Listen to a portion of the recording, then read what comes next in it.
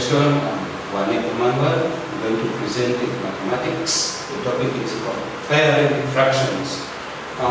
When comparing the fractions, we have to write them as fractions in the equivalent form first of all. In other words, we convert them to equivalent fractions. And we say that an equivalent fraction is that fraction which is obtained by multiplying both the numerator and the denominator by the same number.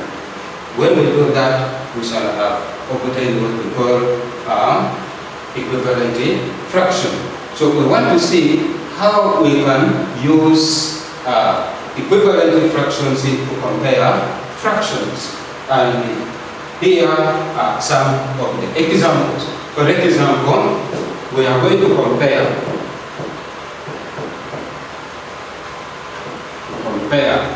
following, which one is bigger than the other. Arrange the following fractions in ascending order. The fractions are, we have 1 over 2, we have a quarter, we have 5 over 6, and then we have 2 over 3. So we want to see which fraction is greater than the other. So we are saying that we have to write down the equivalent fractions for each of these. And how? We are starting with a half. We say that a half, first of all, to obtain the equivalent fraction for a half. First of all, we have to obtain the LCM of all. That is 2, 4, 6, and 3. The LCM is what? LCM is equal to 12. So we are going to multiply each of these numbers, the denominator, by a number such that we obtain 12. So a half is the same as a half. So we multiply the numerator, the denominator, by a number such that we get 12. So a half is the same as, we multiply these 2 by 6. So what you multiply down should also be the same. Multiply the half also by 6, which now gives us 6 over 12. Then we come to a quarter. A quarter is the same as also 1 over 4. We multiply 4 by a number such that we get 12. So that number is 3. Because 4 times 3 we get 12. So what you multiply in the denominator should also be the same multiplied in the numerator. That is also by 3. So that we now get 1 times 3, we get 3. Over 4 times 3, we get 12. Then we go to the next. The next one is 5 over 6. 5 over 6. 5 over 6. The 5 over 6, 5 over 6, its equivalent form will be 5 over 6, we multiply the 6 by a number such that we get 12, and that number is 2.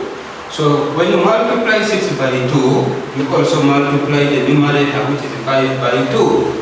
And we get now 5 times 2, we get 10.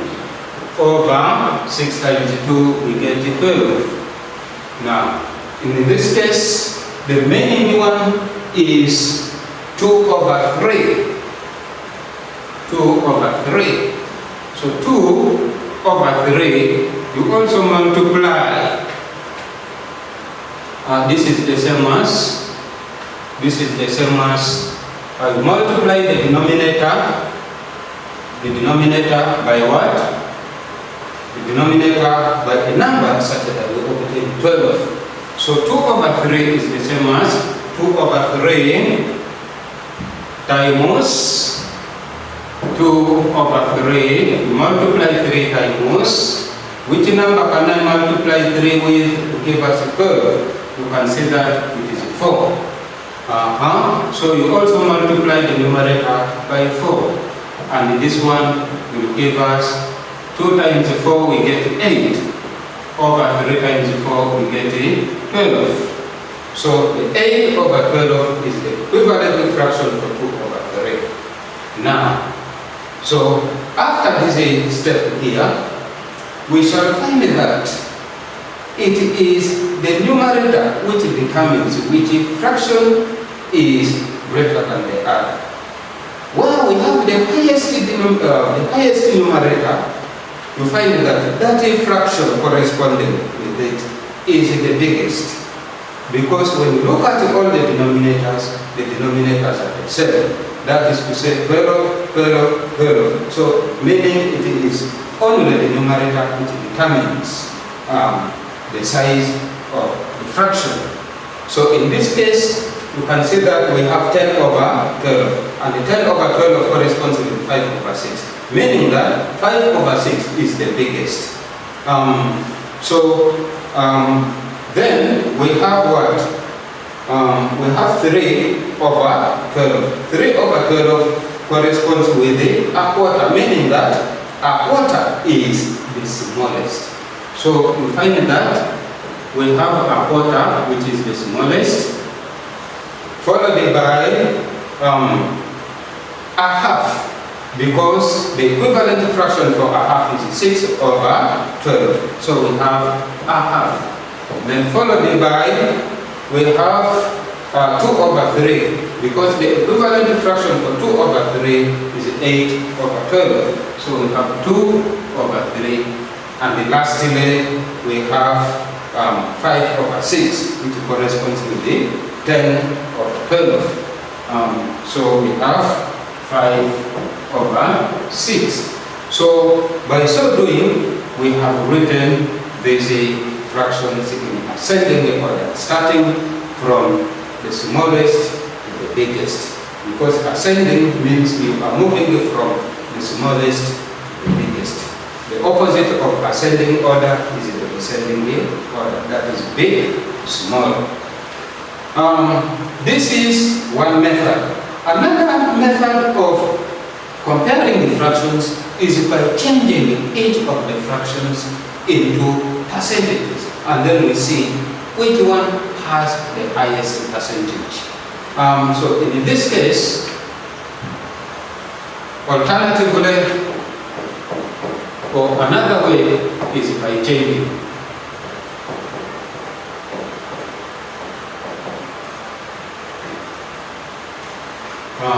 We change each fraction to percentage.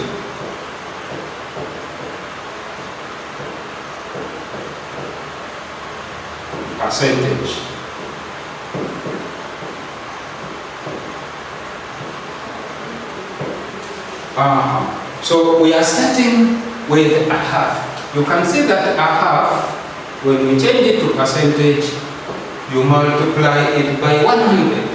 That is a half times 100. Now when we multiply a half by 100, we shall get 100, 1 times 100, which is 100, and 100 divided by 2, we get 50%. So 50% is the percentage for a half. When we come to a quarter is the same as a quarter. You multiply by 100, which is the same as 1 times 100 is 100. 100 divided by 4, we get 25%. We go to the next. The next one is 5 over 6. 5 over 6 is the same as 5 over 6. Then we multiply by 100. And when you multiply that, this is the same as 500 over 6. And 500 divided by 6, we will find that when we reduce this by 2, we get 3. By 2, we get 250. By 3, we get 1. 250 divided by 3, we get 80 whole numbers. We carry 1, 10 by 3, which is 83.3. So this gives us 83.3%. That is for 5/6. Then the next one is 2/3. 2/3.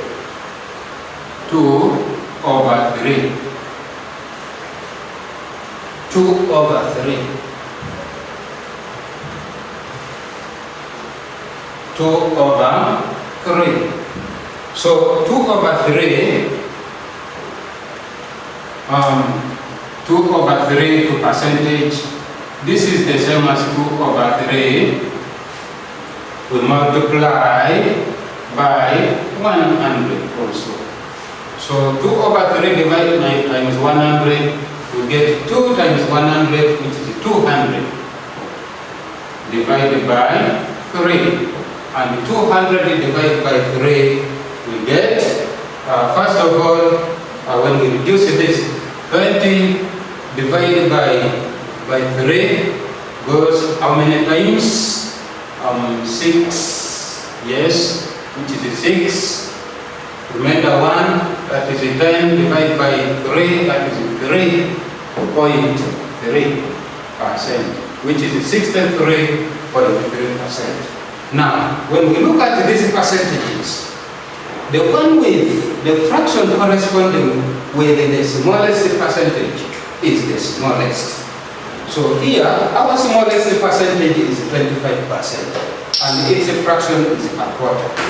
So here, therefore, which now gives us a quarter, which is the smallest, followed by the next percentage.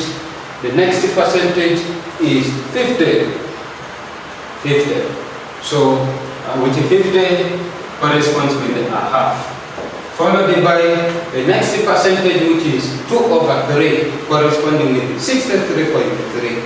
So we have 2/3. And lastly, we have 5/6, which corresponds with 83.3. So 5/6.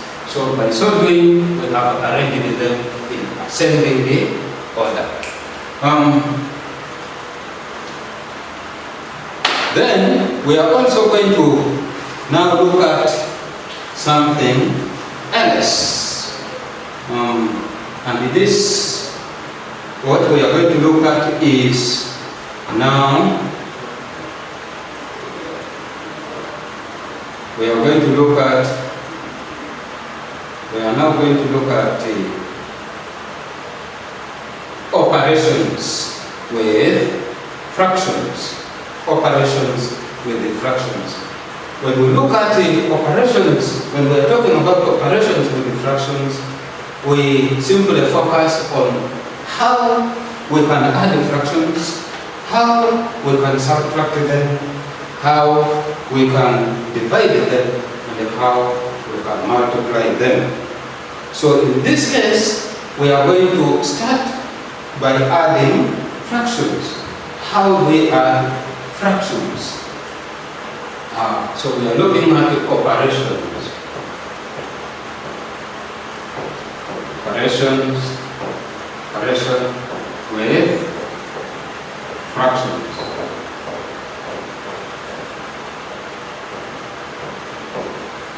So under this, we are going to look at, first of all, addition of fractions. How do we add fractions? Addition and subtraction of fractions. Now when we are adding the fractions, when we are adding and subtracting the fractions, and subtracting the fractions,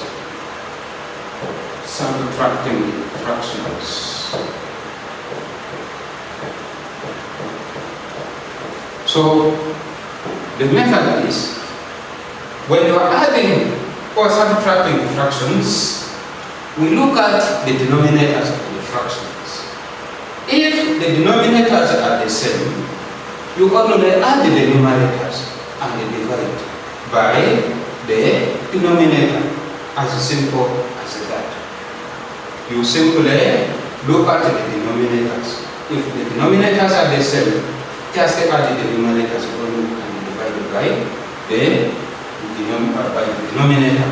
For example, we can have an example like this, that you add 2 over 7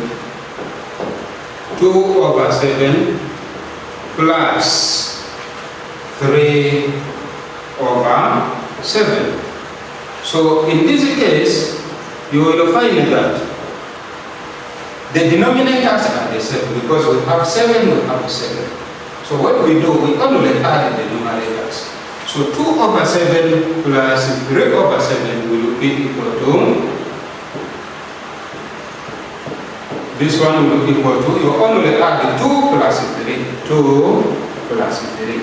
Then we divide by the denominator, which is 7.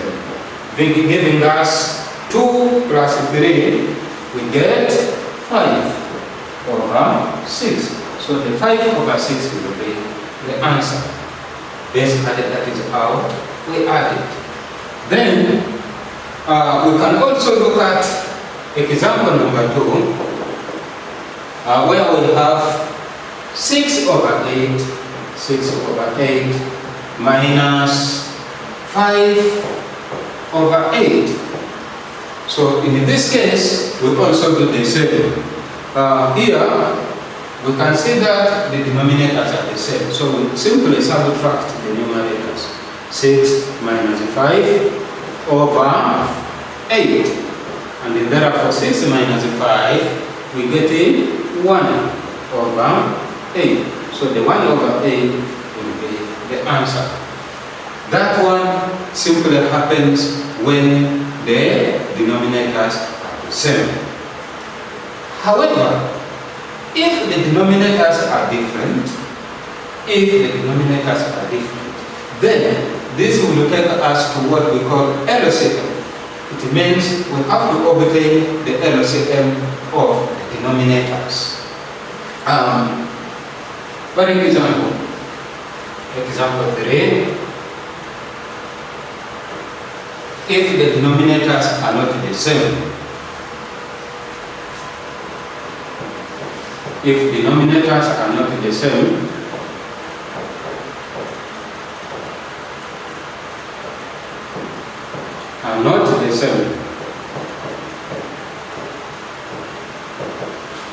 then we get LCM.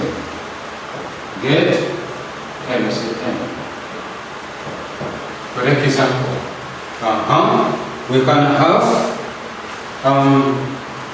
3 over 6 plus 2 over 4. So we can see that the denominators are not the same. So if they are not the same, we get the LCM, whereby the LCM of 6 and 4 is 12. And 12 divided by 6 is 2. 2 times 3, we get 4. 12 divided by 6 is 2. 2 times 3, we get 6. Plus 12 divided by 4, we get 3, and 3 times 2, we get also 6. So that's 6. 6 plus 6, we get 12 out of 12, which gives us 1. And so the answer will be equal to 1. So that one basically happens if the denominators are not the same. Then also there are circumstances where we may be given mixed numbers, where we may be wanted to add or subtract mixed numbers. For mixed numbers, what we do is we have to change the mixed number to improper fraction first. After changing to improper fraction, then what we do is we now get the LCM. After getting the LCM, we now go on as usual. So in this case, we can have an example where we are given mixed numbers. Like, we can have an example like this, that 4 whole numbers and 3 over 5 minus 1 over 4. Here what we do, we first change the mixed number into improper fraction. And the last time we looked at how we can change mixed numbers into improper fractions. We said that we multiply the denominator by the whole number and then you add it to the numerator, after which we divide it by the denominator.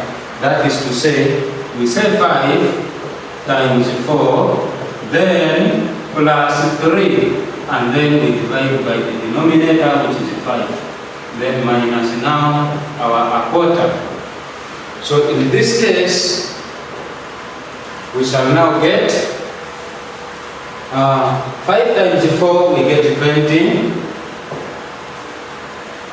plus 3 all over 5, then minus a quarter. So from here, we shall now add 20 plus 3, we get 23 over 5, then minus a quarter. And then we get the LCM now, of 5 and 4, which is 20. 20 divided by 5, we get 4. And 4 times 23, we get what? We are saying 20 divided by 5, we get what? 4. And 4, we multiply it by 23. Then minus 20 divided by 4, we get 5. And 5 times 1, we get 5. So when we multiply 23 by 4, we shall get here 12. We carry 1, we get 9. Then minus 5 all over 20. So that we now get 92 minus 5, we get here 7, and then 8 over 20. So we shall get 87 out of 20. Now the 87 over 20 is in improper form. When we change it to mixed fraction, 87 over 20. We change it into mixed fraction. I told you the methods. We said there are 2. We can simply use this one of long division, whereby we divide 87 by 20. 87 divided by 20 goes how many times? We can say that it goes 4 times. 4 times 20, we get 80. Then we subtract, such that 87 minus 80, we get 7. And the answer will be 4 whole numbers and 7 over 20. So this will be the simplified form of the answer. That is when we are given equivalent what? Numbers which are in mixed form. So that is how we can evaluate mixed numbers, how we can add them, or how we can subtract them. To subtract them, we subtract it in the same way, using the same method. So for that reason, therefore, our lesson of today has ended here. When we meet next time, we shall look at multiplication and division of fractions. Thank you for listening. Good evening.